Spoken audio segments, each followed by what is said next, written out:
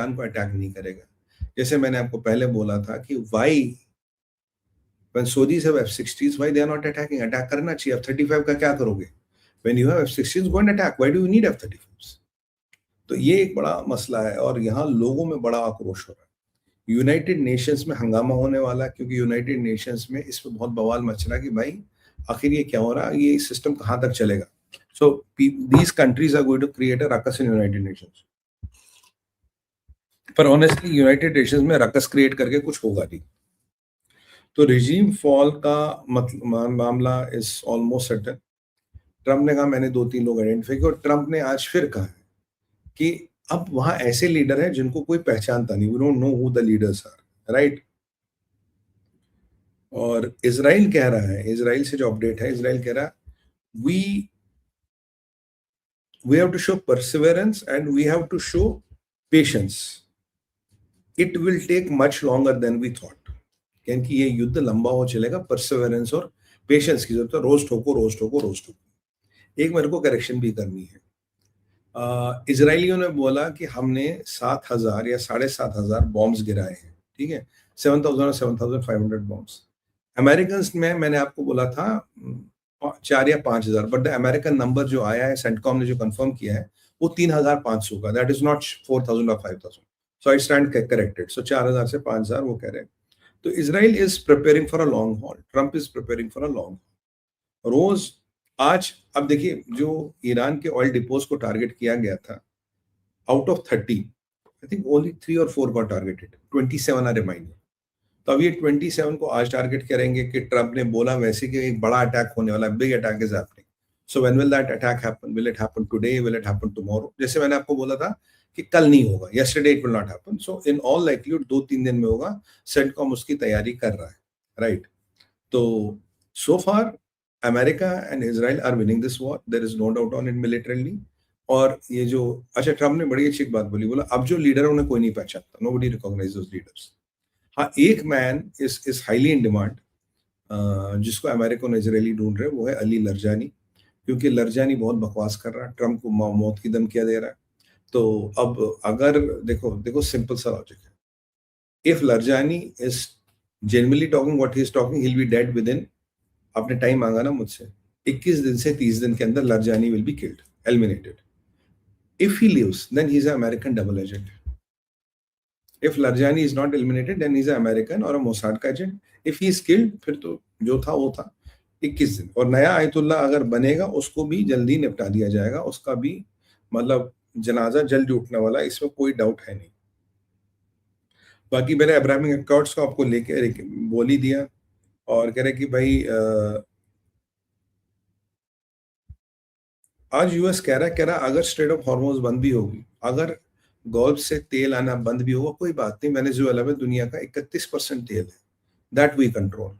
और हमने already 100 million barrel ship करा लिए हैं। और ये जो अमेरिका कह रहा है जी हमने भारत को अप्रूवल दिया है तेल वेल इंपोर्ट करने का, सब बकवास है। लास्ट मंथ भी हमने 1 million barrels per day Russian oil लिया है।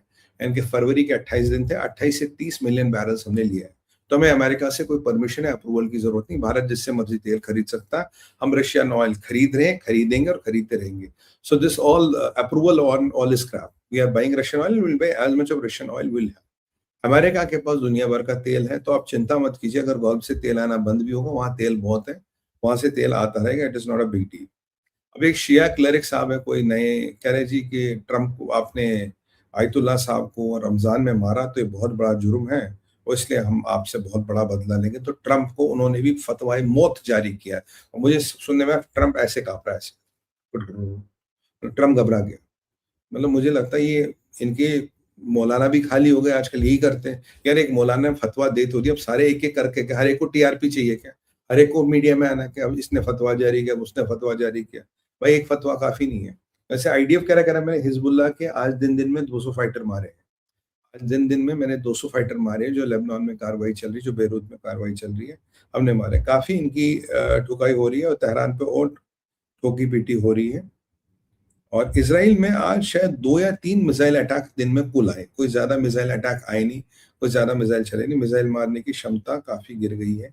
जराल्ड कुशनर जा रहा है, जराल्ड अच्छा, अरे हाँ, अब अगला नंबर क्यूबा का भी है, ट्रंप ने भी कह रही है, लिंडसी ग्राहम भी कह रहा है जी अगला नंबर क्यूबा का हो। अब क्यूबा को मेक ग्रेट करना है, ईरान मेक ग्रेट हो रहा है, अब क्यूबा को मेक ग्रेट अगेन करना, तो क्यूबा की कहानी अब चल रही है।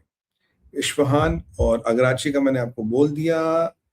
ईरान का मीडिया खुद रिपोर्ट कर रहा है, कह रहा बॉस जितनी यहाँ आग लगी है, जितनी यहाँ पीछे हमने आग देखी, इतनी जिंदगी में हमने आग ही नहीं देखी। ईरान के खुद मीडिया के आपको एक्सट्रैक्ट्स मिलेंगे, जो फायर है वो इतना प्रोपोर्शन का, इतना ज्यादा कि we have not seen anything like that in our life. तो fire is a big deal which is happening there. Tehran में अटैक्स जारी हैं, तेहरान की वाट लग रही है, Tehran is getting hit. United Nations में दे आर रेड और China is trying to intervene, but कुछ हो नहीं ना। हाँ, मैं आपको कहना भूल गया भाई, एक और दोस्त है, इनका नाम है, इनका नाम क्या है यार, ये हमारे, ये कोई नया संस्था है, ये इस्लामिक जिहाद ऑफ इराक।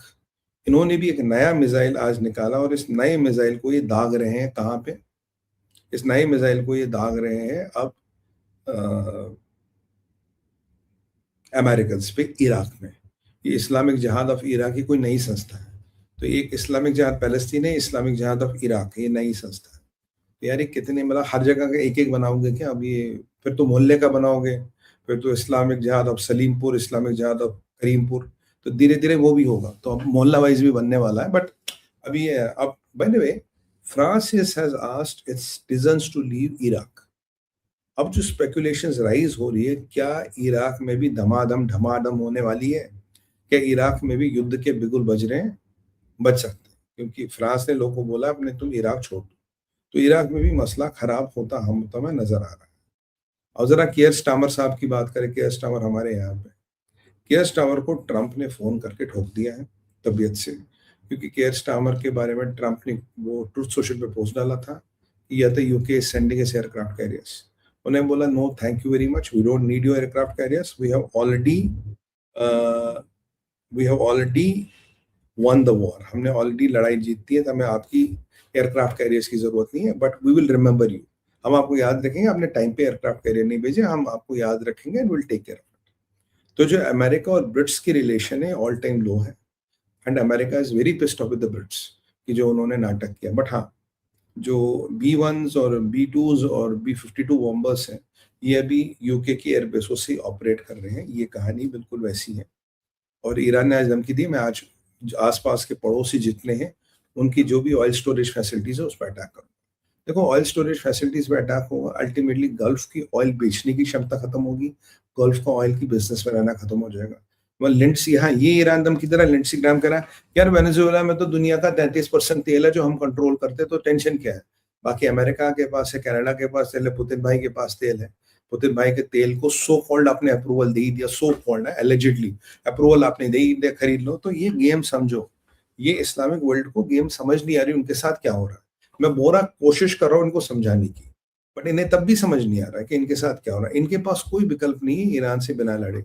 ये सोचते हैं कि ओआईसी बना रहेगा, ओआईसी बना रहेगा तो ऑयल पे जो एग्रीमेंट्स है वो बने रहेंगे, और ऑयल पंपिंग और डिस्ट्रीब्यूशन का जो हमने मैट्रिक्स किया वो चलता रहेगा। But boss that is gone, that is overdue, वो खत्म हो चुका है।